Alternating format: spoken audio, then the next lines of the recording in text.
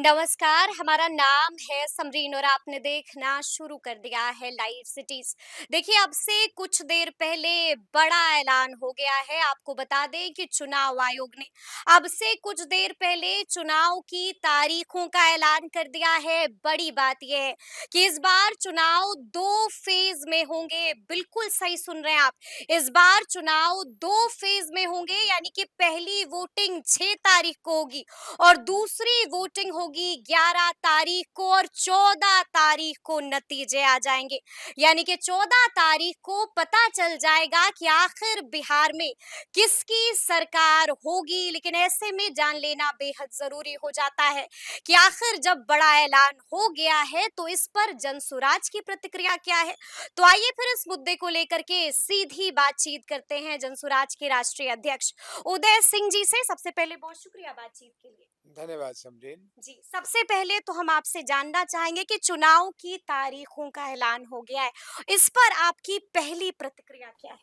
प्रतीक्षा में ही थे हम लोग कि ये हो जाए, और जैसा सब लोग कयास लगा रहे थे, छठ के इतने दिनों के बाद पहली तिथि रखी है वोटिंग की, तो कहीं न कहीं ये सरकार की और सरकार के इशारों पे चलने वाली चुनाव आयोग की ये मन में कुछ है कि छठ के बाद लोग चले जाएं हम्म। और तब वोट हो। क्योंकि उनको ऐसा लगता है, उनके पास भी ये सूचना होगी कि जो छठ में लोग घर आएंगे या बिहार बाहर से जो भी लोग आएंगे, वो इस बार जनसुराज को अपना मत देकर जाएंगे। लेकिन ये उनकी चालाकी कहिए या सोच कहिए, चलने वाली नहीं है। क्योंकि बिहार से बाहर रहने वाले जो भी लोग बिहार आएंगे, वो अपनी तकलीफ को याद रखेंगे कि किस तकलीफ में वो वहाँ रहते हैं। हम्म। और ये वो लोग हैं जो कोविड के समय में पैदल चल के, साइकिल पर चल के अपने घर आए थे, हम्म। उतना कष्ट झेल के। तो इस बार मेरा विश्वास है, मेरा दिल कहता है कि जब ये आएंगे तो ये वोट देने के बाद ही जाएंगे।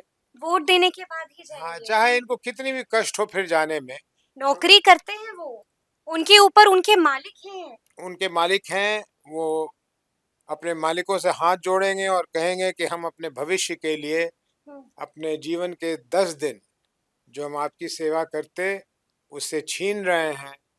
इच्छा हो तो आप मेरी तनख्वाह भी काट लीजिए, हम्म। लेकिन हम तो वोट देकर जाएंगे। क्योंकि उनके वोट पर भी निर्भर करेगा हम्म। कि आने वाले 5 वर्ष और उसके बाद भगवान जाने कितने दिन बिहार में जो ये परिवर्तन की चाहत हम्म। चाहत की लहर तो बह रही है।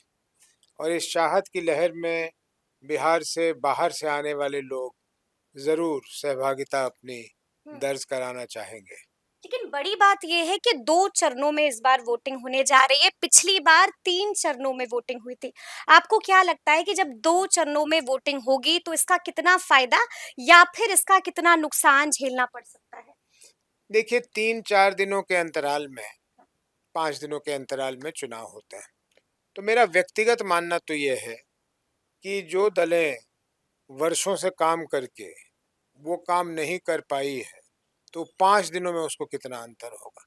हम नए दल हैं, हमें हर दिन हमारे लिए कीमती है। लेकिन फिर भी हमारा मानना है कि अगर 2 चरणों में हो रहा है, बशर्ते जो चुनाव आयोग ने या मुख्य चुनाव आयुक्त ने जो भी कहा है बंदोबस्त को लेकर, वो वैसा बंदोबस्त चल जाए, हम इसका स्वागत करते हैं। एक चीज़ की ज़रूर मैं प्रशंसा करूंगा हम्म। चुनाव आयोग की, जिस तरह से उन्होंने बिहार को विभाजित किया है हम्म। 121 और 122 सीटों में, वो बहुत प्रशंसनीय है। जितने किनारे के जिला हैं 122, वो उन्होंने फेज़ 2 में रखा है, और अंदर के जितने भी जिला हैं 121 सीटों का, उसको एक फेज़ में रखा है। ये बहुत, मुझे लगता है बहुत साइंटिफिक है जिस हम्म। तरह से उन्होंने किया है। इस पे उन्होंने ज़रूर दिमाग लगाया होगा, और इसके लिए उनको मैं साधुवाद देना चाहता हूँ। हम्म। लेकिन आपको नहीं लगता है कि प्रत्याशियों को काफी कम समय मिलेगा प्रचार प्रसार के लिए? मतलब फिर क्या होगा जनसुराज का, क्या होगा जनसुराज के प्रत्याशियों का? समय बड़ा कम मिलेगा। जनसुराज के प्रत्याशियों को कोई परेशानी नहीं है, क्योंकि झंडा लहरा पाएंगे इतने कम समय में? बिल्कुल, बिल्कुल लहराएँगे। बहुत जोरों से लहराएंगे, बहुत मजबूती के साथ लहराएंगे। जनसुराज के उम्मीदवार अधिकांश अधिकांश क्या, एक दो अपवादों को छोड़कर सब वही लोग हैं जो आज महीनों से अपने क्षेत्र में काम कर रहे हैं, जिसको कभी कभी लोग कहते हैं कसरत कर रहे हैं। और पार्टी वाले हम लोग उनसे कसरत करवा रहे हैं, और वो हर कसरत, हर कसौटी को बड़े इत्मीनान से वो पूरा कर रहे हैं, खड़े उतर रहे हैं उन कसौटियों पर। और मुझे नहीं लगता कि हमें इसमें कोई बहुत ज़्यादा परेशानी है। परेशानी जो है वो मैं आपको स्पष्ट कर दूं, कैमरा पे बता दूं। बहुत सारे हमारे जो उम्मीदवार होंगे, बहुत सारे, वो पहली बार जीवन में कोई चुनाव लड़ रहे होंगे, और बिहार के लोगों को चाहिए यही था। वो थक गए थे उन्हीं लोगों से कि इसने 5 चुनाव, 10 चुनाव लड़ चुका, ये फलानी पार्टी, ये ढिमकाने पार्टी। तो उनको नए चेहरे चाहिए, तो हम नए चेहरे दे रहे हैं उनको। बहुत सारे लोग हैं उसमें जो कभी चुनाव नहीं लड़े, तो जो पहली बार चुनाव लड़ने का जो एक अनुभव होता है, वो उनको बहुत जल्द ग्रहण करना होगा, सीखना होगा। लेकिन उसमें भी मुझे लगता है कि पार्टी के सहयोग से उनको कोई परेशानी नहीं होने वाली है। यानी कि वो नहीं पिछड़ेंगे। नहीं, बिल्कुल नहीं पिछड़ेंगे। पिछड़ने का कहाँ सवाल है। और अब तो ये जब से 2 घंटे हुए या 1.5 घंटे हुए चुनाव की, ये आगाज हो गई है, तो मैं तो बहुत खुश हूँ।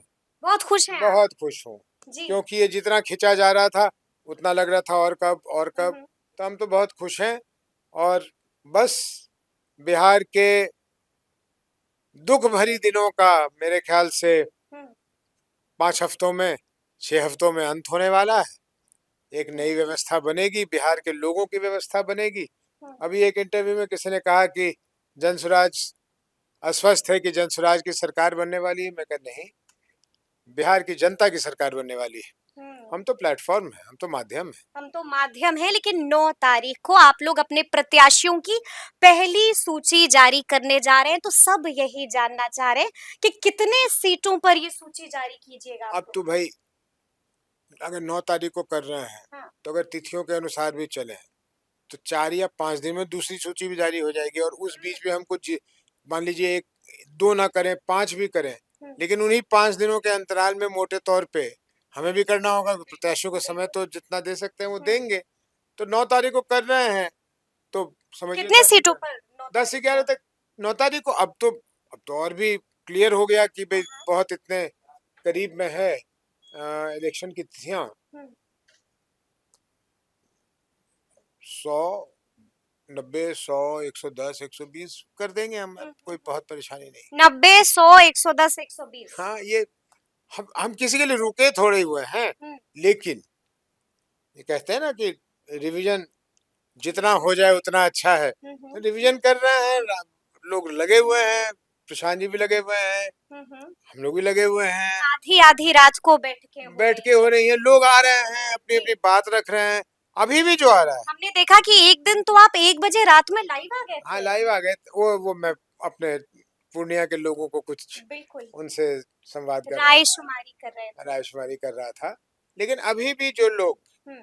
अपनी अपनी बात लेके आ रहे हैं, हम उसको लिख रहे हैं, देख रहे हैं, ताकि कोई गलती ना हो जाए। देखिए ऊपर वाले को क्या लेकिन मंजूर है। लेकिन एक चर्चा तो ये भी हो रही है कि जैसे ही 9 तारीख को आप लोग अपने पहलवानों की सूची जारी कीजिएगा, वैसे ही जनसुराज में भगदड़ मच जाएगी। भाई वो डर सता रहा है। दूसरे पार्टी वाले डरे, जिन्होंने पैसे लिए होंगे, रुपए लिए होंगे, वादा किया होगा, जमीन लिखवाई होगी, पता नहीं क्या क्या करवाया होगा। हमें काहे का डर है।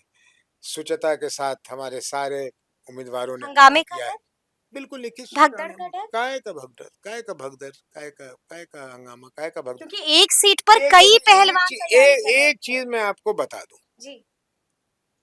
कुछ लोगों को ये बुरा लग जाएगा, लेकिन मेरी आदत ही ऐसी है कि मैं आप सच बोलते सच ही हैं। बोल देता हूँ। जी। जनसुराज एक ऐसी व्यवस्था है कि जो भी जनसुराज को वोट मिलने वाला है, चाहे वो उदय सिंह ही क्यों ना लड़ रहा हो, वो 90-95% वोट जो भी मुझे मिलेगा, वो जनसुराज के विचारों के लिए, प्रशांत किशोर पे विश्वास के लिए, उसमें कैंडिडेट का पर्सनल योगदान रहेगा। मैं नहीं कह सकता नहीं रहेगा, लेकिन आंशिक रहेगा। इसलिए अगर आप भगदड़ मचा भी लेंगे, तो मेरे यहाँ कोई ऐसा कैंडिडेट नहीं है जो ये कह सकता है कि मैं भगदड़ मचा लूंगा और मैं तुम्हें हरा दूंगा। ये ताकत किसी को नहीं है, मुझे भी नहीं है। अगर मैं भी बगावत करता अपने क्षेत्र में, जी, जी। ये ताकत मेरे पास भी नहीं है स्मृति। हाँ। जो लोग जन स्वराज से जुड़े हैं, वो किसी मकसद के लिए जुड़े हैं, वो किसी उद्देश्य के लिए जुड़े हैं। उनकी मकसद है कि भाई बिहार में परिवर्तन करना है। और अगर जन स्वराज के लोगों ने समरीन को भेज दिया और उदय को नहीं भेजा, तो सोच के किया होगा। उनको ये विश्वास है जन स्वराज पे कि यहाँ किसी पैरवी पट्टा किसी और गलत चीजों के लिए टिकट नहीं दी गई होगी। टिकट दी गई होगी सब कुछ सोच कर, देख कर, समझ कर। और ऐसे में कोई अगर भगदड़ करना चाहे, वो अपनी दिल की भड़ास निकालना कोई चाहे, जो कि मुझे नहीं लगता है कोई चाहेगा, लेकिन अपवाद के तौर पे या हो सकता है, हाँ। काल्पनिक रूप से अगर कहिए कि कोई एक दो लोग उसमें कुछ करना चाहे तो कर लें। तो कोई नुकसान नहीं होगा? कोई नुकसान का क्या मतलब है? लेकिन कुछ लोग हमें ये भी बता रहे हैं कि जिन प्रत्याशियों को टिकट नहीं मिलने जा रही है, जिन दावेदारों को टिकट नहीं मिलने जा रही है, उनके पास प्रशांत किशोर का कॉल जा रहा है और बाज़ाब्ता प्रशांत किशोर उन्हें बुला रहे हैं और बुलाकर समझा भी रहे हैं, मना भी रहे हैं। देखिए, इससे अच्छी परिपाटी हो सकती है? हम्म, देख लीजिए अब आप जन स्वराज की बातों को। ये बिल्कुल ठीक है जो आप कह रही हैं, ऐसा सही है हो ये। रहा है, जी। बिल्कुल हो रहा है, ऐसा हो रहा है, होना भी चाहिए। हम्म, जहाँ तक कर सकते हैं उसकी भी एक सीमा होगी, लेकिन जहाँ तक कर सकते हैं करेंगे। क्योंकि टिकट तो ये सबको मालूम है ना कि एक क्षेत्र से एक व्यक्ति इस लड़ वक्त सकता है, जी। लेकिन हमारे पास तो अनेकों हैं जो उसी उसी लेवल के हैं। तो अगर ऐसा होता कि 2-3 लोग लड़ सकते एक जगह से, तो हमारे को बहुत अच्छा होता, लेकिन ऐसा तो नहीं है ना। बिल्कुल। तो किसी को 243 ही सीटें तो हैं। किसी को संतोष तो करना ही पड़ेगा, किसी को तो मानना ही पड़ेगा, किसी को मन मानना ही पड़ेगा। लेकिन ऐसे में मैं अपनी संदेश उन खास लोगों को जो हमारे एसीसी हैं और पार्टी से जुड़े हैं, फिर दोहराना चाहता हूँ कि हमारी पार्टी में विधायक विधायक रहेगा, विधायक जी नहीं बनेगा। विधायक जी नहीं नहीं बनेगा। बनेगा। और जो विधायक है जी। वो पार्टी के संगठन के लोगों के पीछे ही चलेगा, हम्म, जनता के पीछे ही चलेगा। हम्म। उसको कभी ये सायरन और ये गार्ड पुलिस और होगा। ये जी। पुलिस इसकी सुविधा नहीं मिलने वाली है। भाई हमारे प्रशांत किशोर जी बिना गार्ड के चल रहे हैं, मैं बिना गार्ड के चल रहा हूँ, मेरा विधायक कौन सा वो सायरन बजा के कहाँ जाएगा? सायरन बजा के उसने कहाँ जाना है? अपने लोगों के बीच सायरन बजा के जाएगा? आज जिन लोगों के घर हम हाथ जोड़कर मत मांगने जाएंगे, उन्हीं लोगों के घर हम फिर सायरन बजा के जाएंगे। तो लोग जो जाते हैं, मैं तो कभी कभी हैरान हो जाता हूँ। मैं भी देखता हूँ, जी। मैं भी रहा भाई 10 वर्ष सांसद, कोई बता तो दे कि मेरी गाड़ी में कभी सायरन बजा था। ड्राइवरों को हिदायत थी कि सायरन बजाओगे नौकरी से निकाल दूंगा। नौकरी से निकाल देंगे। बिल्कुल, सायरन तो अनिवार्य है लगाना, जी। वो सिक्योरिटी के लिए लगाते हैं। मैंने कहा था नौकरी से निकाल दूंगा अगर सायरन बजते मैंने सुन लिया तो। सायरन नहीं बजेगी। किसके ऊपर सायरन बजाऊंगा? अपने लोगों के ऊपर, जिन लोगों ने मुझे सांसद बनने का अवसर दिया, काम करने का अवसर दिया, उन्हीं को सायरन बजा के सुनाओ। तो ये हमारे दल में नहीं होने वाला। इसलिए लोग निश्चिंत रहें कि जन स्वराज के संगठन और पार्टी के साथ जो लोग जुड़े रहेंगे, उनको सबसे ज्यादा उनकी पूछ, अगर पूछी इसको कहते हैं, उनकी सबसे ज्यादा पूछ होगी। विधायकों की उतनी पूछ नहीं होने वाली। नहीं होने वाली है। लेकिन एक सवाल जिसको लेकर के अब भी सस्पेंस बना हुआ है, वो सवाल ये है कि आखिर वो सीट कौन सी होगी जिस सीट पर ताल ठोकेंगे प्रशांत किशोर? लड़ेंगे ना? मैं नहीं जानता, और मैं आप नहीं जानते? पहली लिस्ट में उनका नाम आएगा क्या? नहीं, सवाल ही नहीं। तो दूसरी लिस्ट में? हाँ, दूसरी लिस्ट को रहस्य रहने दीजिए, लेकिन मुझे नहीं लगता कि ऐसा कुछ होने वाला। भाई मेरे वो स्टार प्रचारक हैं स्टार प्रचारक हैं। और मैं हूँ बड़ा स्वार्थी व्यक्ति। जी। मैं अपने दल का राष्ट्रीय अध्यक्ष हूँ। हम्म। मेरे लिए प्रशांत जी का जीतना उतना ही महत्वपूर्ण है जितना मेरे किसी और उम्मीदवार का जीतना। ठीक है, उसमें मेरे लिए कोई अंतर नहीं है। तो प्रशांत जी एक सीट तो जहां से चाहे लड़के जीत लेंगे, लेकिन वो जो 5-6 दिन अपने क्षेत्र में बंधे रहेंगे, उतने में तो मैं उनसे काम करवा कर 8-10-15 सीटों पे अपने उम्मीदवारों को उसके वोट में इजाफा करवा दूंगा। तो मैं तो भाई स्वार्थी आदमी हूँ, जी। मैं तो अपना स्वार्थ पहले देखूंगा। हाँ। अब वैसे वो कहेंगे कि मैं लड़ूंगा, तो मैं कितना ही मना कर सकता हूँ, तो फिर वो लड़े। अब सवाल उड़ रहा है कहाँ से लड़े? भाई जहां से आपको मन हो, 203 जगह है तो 203 जगह से लड़ लो, जहां से 40 तो रिजर्व्ड है। हाँ, बिल्कुल तो बिल्कुल। 203 से आपको जहां से लड़ना है लड़ लो। लेकिन मुझे लगता है कि अंत में मेरी जो स्वार्थ है हाँ। वो हावी होगी। आपका स्वार्थ ही हावी रहेगा, मुझे लगता है। यानी कि आपका आदेश ही सर्वोपरि नहीं, होगा। आदेश मैं नहीं देता, किसी को जी। नहीं देता आदेश, तो प्रशांत जी को क्या आदेश दूँगा। हाँ, हाँ। लेकिन मैं उनको इस्तेमाल करना चाहूँगा हुँ, ज़्यादा से ज़्यादा सीटों पे। हुँ, अभी तो चर्चा कर रहे हैं हम लोग कि कैसे अपने आप को बाँटें। देखिए, हुँ। हेलीकॉप्टर पे हम जाएँगे नहीं। हेलीकॉप्टर पर नहीं जाइएगा? तो फिर कैसे बिहार का सफर तय बस हो जैसे पाएगा? होगा, अभी 4 साल से तो वो व्यक्ति घूम ही रहा है, खाक छान लिया उसने लेकिन गली जगह। हेलीकॉप्टर तो बुक करना पड़ता है। बिल्कुल हम नहीं करते। हमारी कोई ज़रूरत नहीं है, ना हमारे पास उतना पैसा है, जी। और वो पैसा है तो कहीं और लगाएँगे, वो पैसा हेलीकॉप्टर में लगा क्या करेंगे? हुँ। अब देखेंगे, वैसे ही अनिवार्य हो गया तो कोई रूल नहीं है, लेकिन अभी तक सोच ये अभी नहीं है तक कि बुकिंग नहीं की है? ना, ना, ना, बुकिंग नहीं की है हाँ। और करने की इच्छा भी नहीं है। बहुत सारे कारण हैं, उसमें एक ये भी कारण है कि चलिए दिन के बहुत ज़्यादा तो 1 मीटिंग और हो जाएगा, हुँ, हुँ। हेलीकॉप्टर और बिना हेलीकॉप्टर के। 2-3 मीटिंग हो जाएगा नहीं हेलीकॉप्टर साहब, से? अब ये तो 3 मीटिंग वैसे ही कर लेता है ये आदमी, तो आदमी तो है नहीं, भूत है। हुँ। तो ये तो आप देखते ही हो कि जब सुबह शुरू होता है बिल्कुल, तो ये बिल्कुल। लगातार करता रहता है। हाँ। तो ना रुकते हैं, ना खाते हैं, ना कोई पीते हैं। साधारण व्यक्ति तो है ही नहीं। हाँ। तो हमें वो चिंता नहीं है कि भाई थक गए, ये थकता तो है ही नहीं आदमी, हुँ, हुँ, ईश्वर की कृपा से। तो भाई हम लोग देखेंगे, हम हुँ, लोग प्रयास करेंगे कि जितनी दूर ये जा सके जाएं। फिर हुँ, मैं भी जाऊंगा, कुछ और भी हमारे नेता लोग हैं वो भी जाएंगे, हुँ। कुछ तो हमारे नेता लोग चुनाव भी लड़ रहे होंगे। जी, जी। तो ऐसे में करके हम 243 जगह पहुंच जाएंगे अपने पहुँच जाइएगा। उम्मीदवारों की उत्साह वर्धन करने हुँ, और हुँ। लोगों से संवाद करने। अभी आपने ज़िक्र किया स्टार प्रचारकों का, तो हम आपसे जानना चाहेंगे कि जन सुराज के स्टार प्रचारकों वाली सूची में किस-किस का नाम है? अभी बैठ के नहीं बनाया है, आज अब चुनाव डिक्लेयर हो गया हाँ, हाँ। तो आज या कल में बना लेंगे, तो फिर तो जारी ही करनी है। कई बड़े-बड़े नाम भी होंगे उसमें? अब देख लेते हैं, देख हुँ, के जो जो ठीक लगेगा। हम कोई बड़े नाम, हम कोई स्टार पावर को अट्रैक्ट करने में हमारी कोई हुँ, दिलचस्पी नहीं है। बिहार के साधारण लोग होंगे, हुँ, साधारण तरह से जो बात करते हैं, जिनकी बात जनता समझे। हुँ। मैं हॉलीवुड से जी। और बॉलीवुड से अ, स्टार्स को बुलाकर क्या हुँ, करूँगा? वो सबको मालूम है कि भई इनको पैसे दो तो ये आकर हुँ, जिसकी गुणगान करने को हो ये कर देते हैं। तो उससे लोगों पे मुझे नहीं लगता कि अब लोग इतने, कौन-सा शब्द इस्तेमाल करूँ? चलो, हुँ, हुँ। इतने नादान हैं या इतने जी। मूर्ख हैं कि कोई फ़िल्म स्टार आके कह दे कि भई फलाने को वोट दे दो, और वो दे दें। और वो दे दे, क्योंकि हाँ। उनको भी पता है कि उसको इतने पैसे मिले होंगे तो ये हुँ, आया हुँ। है। हाँ, हाँ। तो हमको उसमें कोई दिलचस्पी नहीं है। चलिए एक अंतिम सवाल है हम जो आपसे पूछना चाहेंगे वो अंतिम सवाल ये है कि अब तो चुनाव के तारीखों का ऐलान भी हो गया है तो क्या अब भी प्रेस कॉन्फ्रेंस होगी या फिर प्रेस कॉन्फ्रेंस पर फुल स्टॉप और विराम लग चुका नहीं, है? नहीं, प्रेस कॉन्फ्रेंस तो करेंगे, करिएगा? अभी भी कीजिएगा? बिल्कुल करेंगे। अभी तो बहुत बड़ी सवाल, अभी देखिए ना, ये विचित्र सी फैशन बन गई है कि लोग हुँ, सवाल पूछते हैं, उसका जवाब नहीं आता। हुँ, भाई हमने सम्राट चौधरी से पूछा हुआ है, जवाब देना। हुँ, हमने दिलीप जायसवाल से पूछा हुआ है, हमने मंगल पांडे से पूछा हुआ है, हमने अशोक चौधरी से पूछा हुआ है। ये लोग को जवाब देना चाहिए ना। ये गोल मटोल बात करके। हुँ, अच्छा, एक आपको मजे की बात बताऊं। जी, ये कह रहे थे सम्राट चौधरी की मैंने कोई पीएफसी, जी, प्री फाउंडेशन कोर्स किया हुआ है। हुँ, हुँ, वो तमिलनाडु सरकार ने तो बकायदा ऑर्डर निकाल का है कि ये सब फर्जी है, इसका कोई वैलिड ही नहीं।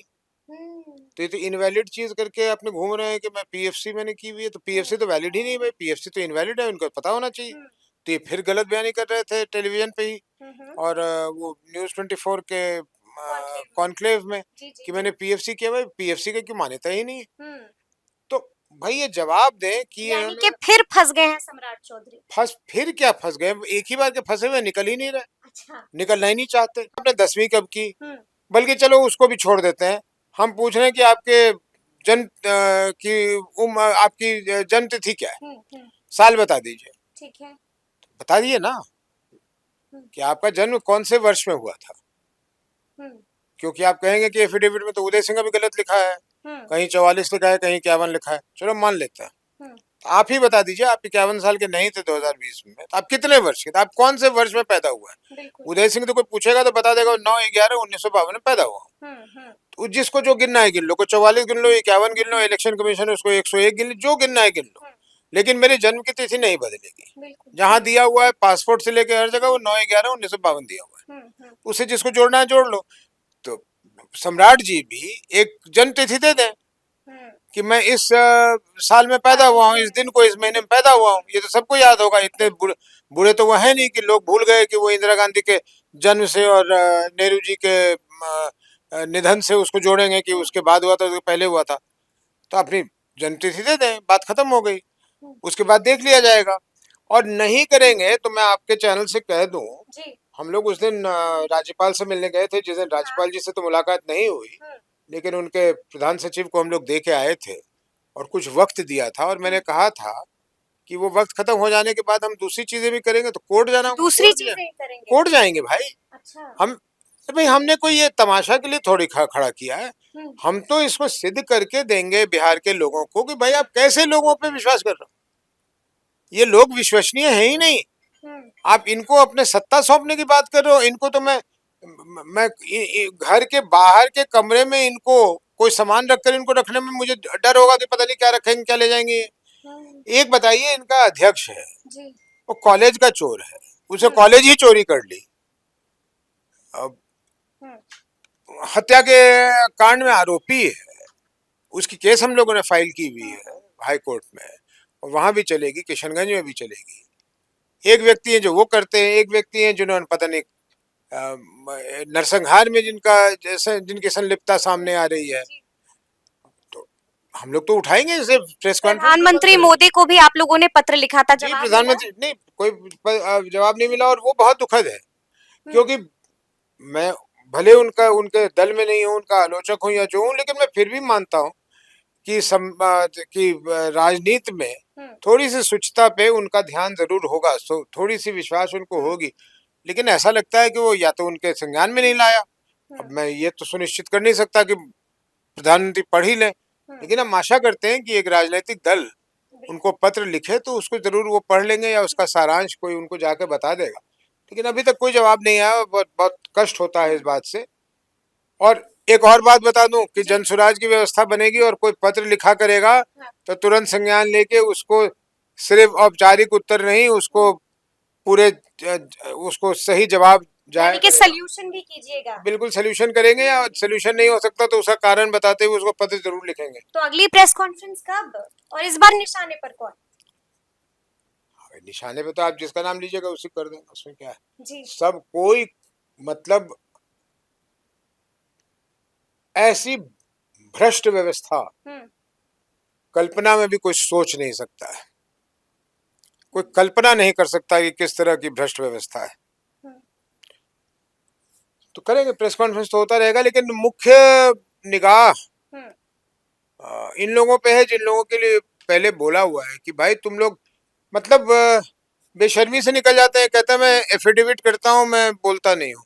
अब एफिडेविट को वो एफिडेविट नहीं कह रहे थे, जो कह रहे थे वो हाफिडेविट कह रहे थे। लेकिन हाफिडेविट में भी तो आप क्या कह रहे हैं? हाफिडेविट में तो आप कुछ नहीं कह रहे हैं। आप अपने आपकी उम्र के बारे में पूछा जा रहा है, आप अपनी उम्र को बताइए। तो यही है। यानी कि अब आगे आगे जनसुराज बहुत कुछ करने जा रहा है, और क्या क्या करेगा जनसुराज ये भी हम लोगों ने आपको तफसील के साथ इस वीडियो में बताया है। तो फिर ये पूरी बातचीत, ये पूरी चर्चा और ये पूरा वीडियो आपको कैसा लगा है, कमेंट करके हमें जरूर बताइएगा। तो ऐसे तमाम अपडेट्स के लिए बिल्कुल ऐसे ही हमारे साथ बने रहिएगा और देखते रहिएगा लाइव सिटीज। बहुत शुक्रिया।